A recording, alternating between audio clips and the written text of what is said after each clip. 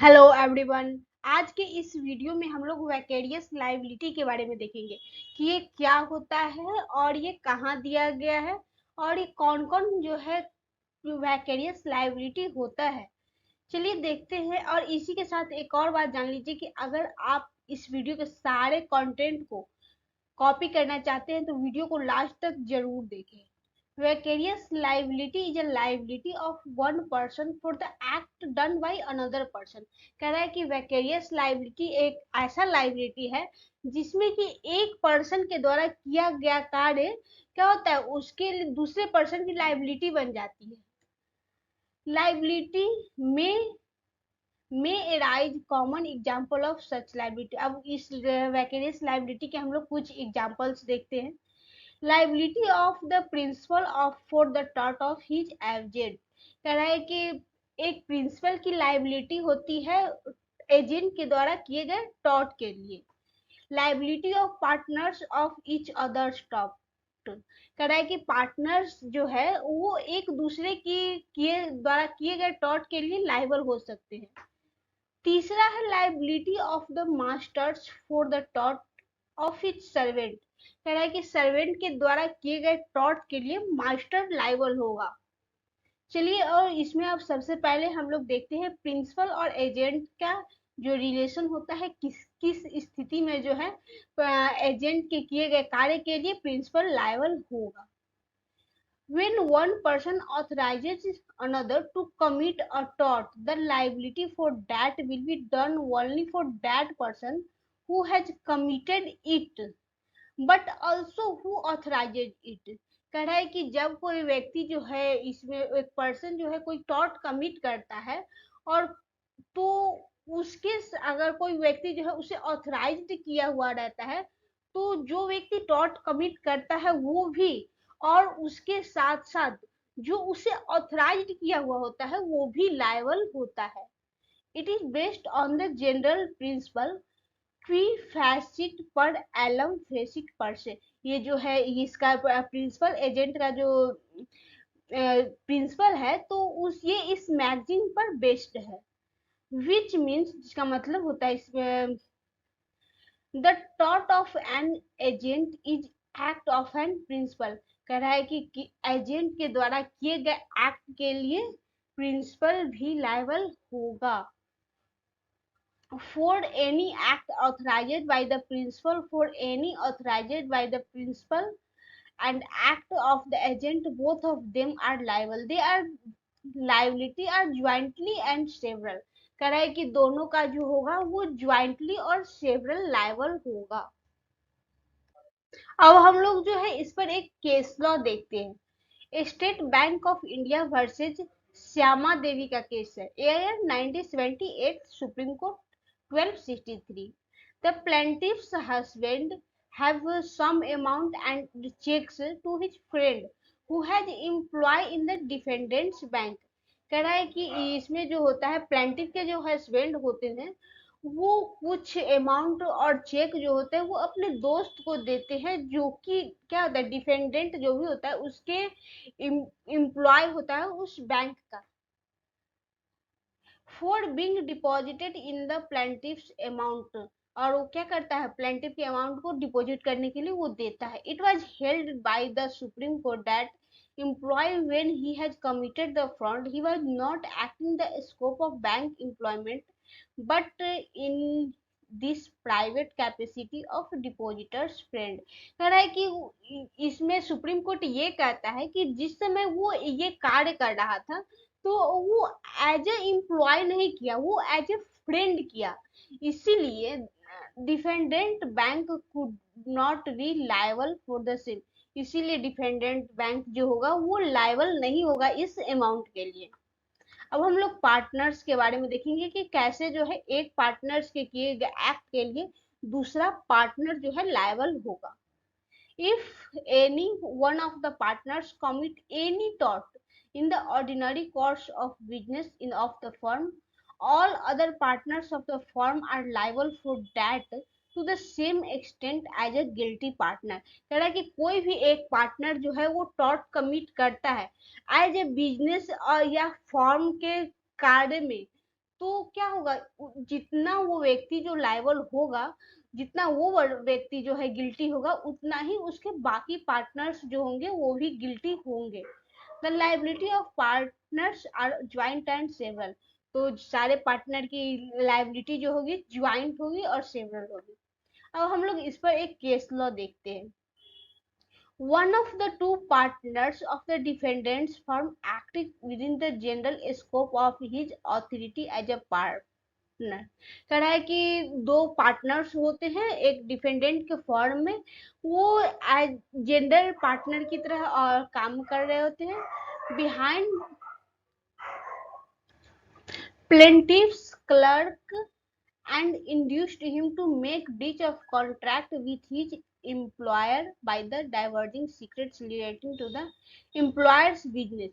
क्या उसमें होता है क्या है, प्लेंटिफ का जो क्लर्क जो होता है वो कॉन्ट्रैक्ट ब्रीच करता है और कंपनी से जो भी रिलेटेड कुछ सीक्रेट्स होते हैं वो उसको दे देता है। तो इस केस में होता क्या है, क्या फैसला था? It was held that both the partners of the firm were liable for his wrongful act including breach of contract committed by only one of them। भले ही ब्रीच ऑफ कॉन्ट्रैक्ट एक पार्टनर के द्वारा हुआ हो, लेकिन जो है दोनों पार्टनर लायबल होगा। If a servant does a wrongful act in the course of his employment, the master is liable for it। The servant of course is liable। कह रहा है कि अगर कोई सर्वेंट जो है वो अपने एम्प्लॉयमेंट के दौरान जो है कोई रॉन्गफुल एक्ट करता है, तो उसके लिए मास्टर भी लायबल होगा और साथ में सर्वेंट तो लायबल होगा ही। The doctrine of liability of master for the act of his servant is based on the maxim respondent superior, which means the let the principal be liable। कह रहा है कि ये जो मास्टर और सर्वेंट का जो रिलेशन है वो किस मैगजीन पर, रिस्पोंडेंट सुपीरियर, जिसका मतलब ये होता है कि प्रिंसिपल जो भी होगा वो लायबल होगा। and put the master in the same position as if he has done act himself। It is also derives validity from the maxim q facit per annum facit per se, which means he who has does an act through another deemed in law to do it himself। अब देखते हैं आगे। ए servant is an agent who is subject to the control and supervision of his employer regarding the manner in work to be done। कह रहा एक servant जो होता है वो एक एजेंट की तरह कार्य करता है, वो अपने एम्प्लॉयर जो भी उसको एम्प्लॉय किया होता है उसके सुपरविजन में होता है, वो उसके कंट्रोल में होता है और उसके रिगार्डिंग ही वो कोई काम करता है। लेकिन an independent contractor is not subject to any such control. लेकिन एक जो इंडिपेंडेंट कॉन्ट्रैक्टर होता है वो किसी के कंट्रोल में नहीं होता है। He is his on master and exercise his on discretion. वो जो होता है वो अपना मास्टर खुद ही होता है और वो जो है खुद की इच्छा से जो भी करता है। अब एक केस से देखते हैं, Morgan versus incorporated central council 1936 का केस है। The plaintiff while he was on lawful visit defendant premises fell down from an open lift and got injured। एक प्लेंटिफ जो होता है वो एक लॉफुल विजिट में डिफेंडेंट के यहाँ जाता है, तो क्या होता है एक ओपन लिफ्ट जो होता है वो इससे गिर जाता है और इंजर्ड हो जाता है। So the defendant has entrusted the job of keeping the lift safe and in proper order to certain independent contractor। वो जो डिफेंडेंट होता है वो एक इंडिपेंडेंट कॉन्ट्रैक्टर को कॉन्ट्रैक्ट दिया हुआ होता है, उस लिफ्ट की सारी सेफ्टी की जिम्मेदारी, उसको सही तरीके से रखने की जिम्मेदारी एक कॉन्ट्रैक्टर को दिया गया होता है।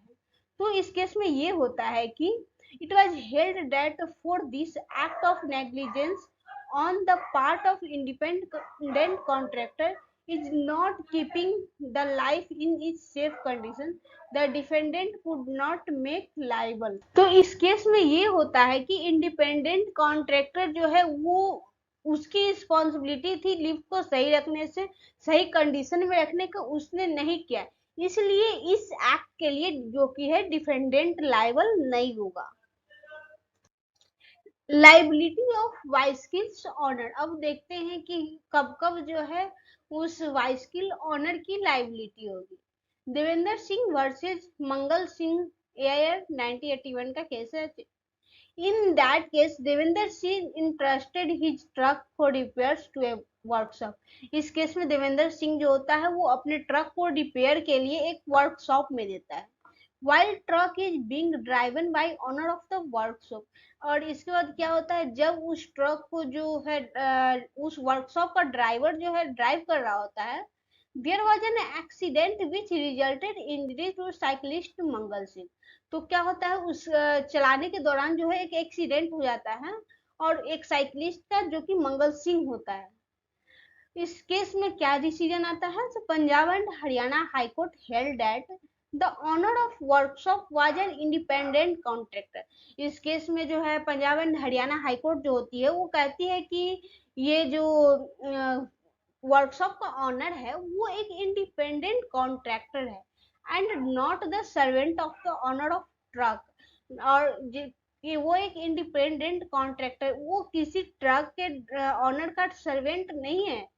The owner of the truck could not make vicariously liable for the negligence of the owner of workshop. तो इसलिए वर्कशॉप के ऑनर के द्वारा जो गलती किया गया है उसके लिए ये ट्रक का जो भी ऑनर होगा वो वैक्रियसली लाइबल नहीं होगा। तो इसमें ओवरऑल ये कहा गया है कि ये जो ट्रक का ऑनर था वो लाइबल नहीं होगा उस वर्कशॉप के किए गए टॉर्ट के लिए, क्योंकि वो जो वर्कशॉप का ऑनर है वो इसका सर्वेंट नहीं है, वो एक इंडिपेंडेंट कॉन्ट्रैक्टर था। अब हम लोग एक्सेप्शंस कुछ देखते हैं। If the employer authorises the doing of an illegal or subsequently rectify the same, he can be made liable for an act। कह रहा है कि अगर कोई एम्प्लॉयर जो है वो ऑथराइज करता है किसी को इलीगल और इलीगल वर्क करने के लिए, तो उसके लिए क्या होगा, उसके लिए वो भी लाइबल होगा। ऐसा नहीं है कि हम किसी को इंडिपेंडेंटली किसी को कॉन्ट्रैक्ट दे दिए और वो एक इंडिपेंडेंट कॉन्ट्रैक्टर की तरह कोई इलीगल एक्ट कर रहा है और इसके लिए उसका मास्टर लायबल नहीं होगा। तो अगर वो कोई टॉर्ट करता है, अगर जिसको वो ऑथराइज किया है वो कोई इलीगल एक्ट करता है, तो उसके लिए जो भी उसका मास्टर होगा वो भी लायबल होगा।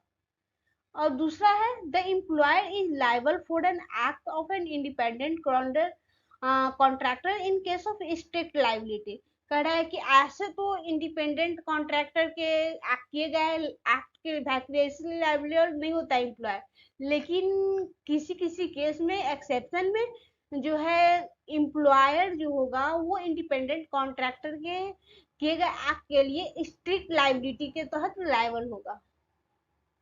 The liability of the employer also arises for the dangers caused nearby the highway।